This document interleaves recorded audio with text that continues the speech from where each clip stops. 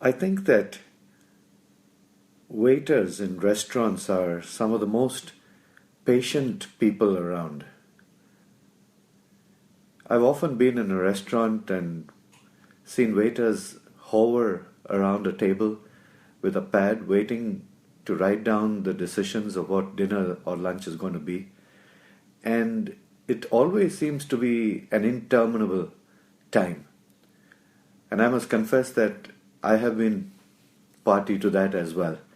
Because it seems like very few people are decisive in a restaurant. There's always a humming and hawing about what to have and whether to have the chicken or the shrimp or whatever, the mutton, the lamb.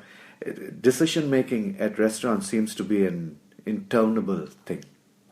And that's why I have a high regard for waiters who try to act like they are really interested, and finally the question is thrown to them, isn't it? So what do you think we should have? And then they will lay out for you all the things that they would have, and finally a decision is made. It has nothing to do with what they said, but it's taken a while. Indecision is something that plagues us every now and then, isn't it? We don't necessarily have to be indecisive people or people who find it difficult to make a decision all the time. It can be that indecisiveness creeps up on us, and we suddenly realize, why is it that I am unable to make a decision? And we realize that, in a sense, that we are circling overhead and threatening to land, but never really getting there. What is it that causes us to be indecisive at moments, to allow indecision to creep in? Because it's not really a good state to be in.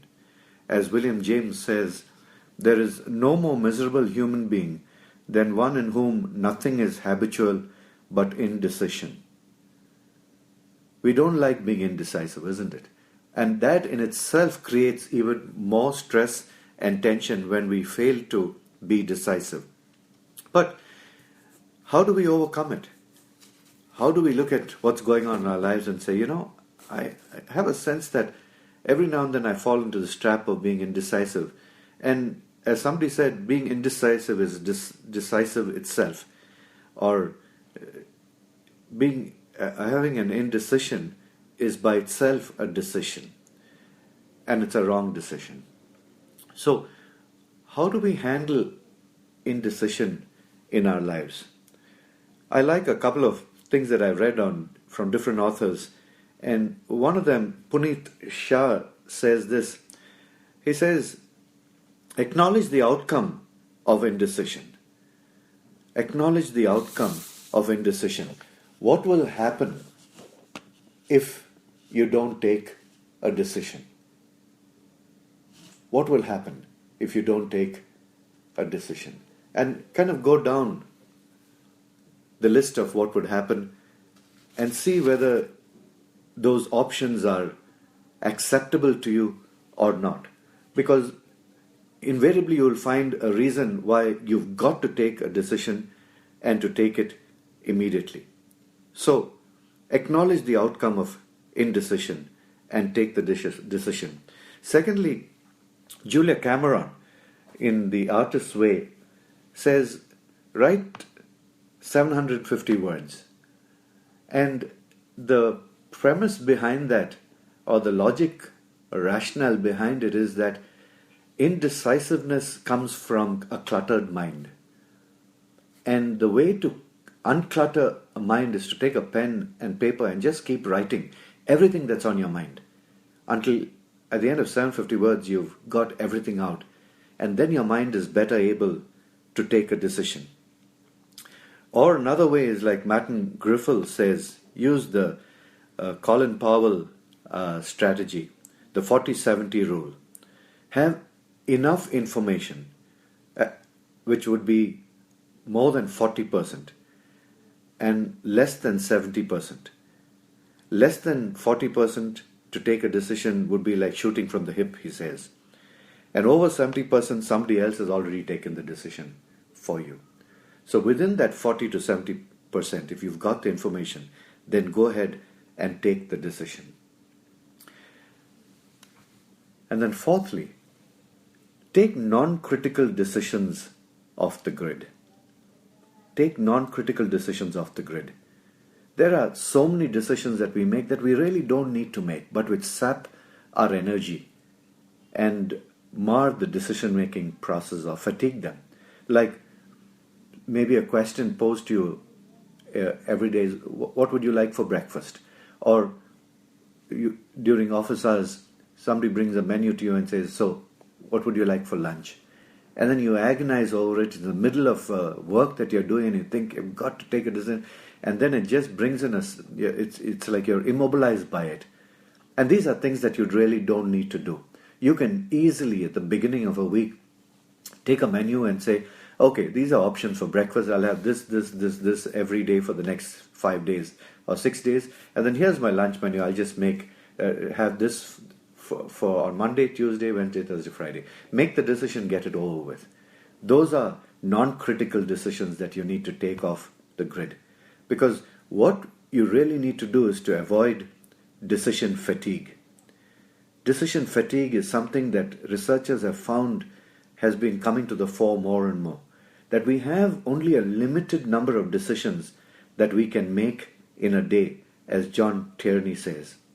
There are only a few decisions that we can make, and after that the mind just begins to close up on us. So the key is to be able to say, what's the decisions that I don't need to make, and take a decision on them so that you're able to take key decisions when they come to you. John Tierney goes on to document some research that was done of how convicts who are brought before parole board and the judge is listening to them, the chances are that people who come in the morning, 8:30, 9:30, have a better chance of getting paroled than those whose cases come up at 3:30 or 4:30 in the afternoon. Because by then the judge is tired and he wants to just get rid of the case. And the chances of him letting a criminal out are less, because by then he's just thinking, I want to play safe. So be very careful of decision fatigue and what it can do for you. But however you look at it today, I think the main question for us is, how am I faring in the whole area of decision making? Do I find myself increasingly coming to a point where I'm really not taking decisions? I'm just sliding by, going with the flow, just letting default decisions be made. And whether you've noticed it, and whether it's time to put a stop to it. And maybe today is a good day for you to just look at your own life and say, am I being decisive? Or am I letting things slide? Or maybe you've reached decision fatigue and your life is full of just inconsequential things that you're deciding on, non-critical decisions that need to be taken off the grid. However you look at your life today, a decision needs to be made, one that is going to be critical, extremely important for your life and your work. And my prayer for each one of us today is that we would be able to be decisive about our own decision making today. May I pray with you? Almighty God, you know the decisions that we need to make, and you have the wisdom to give us answers. And so we lean not on our own understanding but on yours.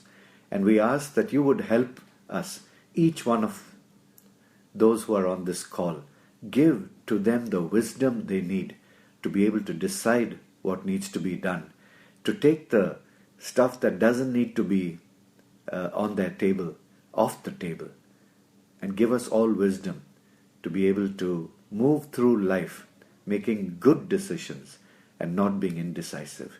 We ask this in Jesus' precious name. Amen. God bless you all, my friends. Have a great day.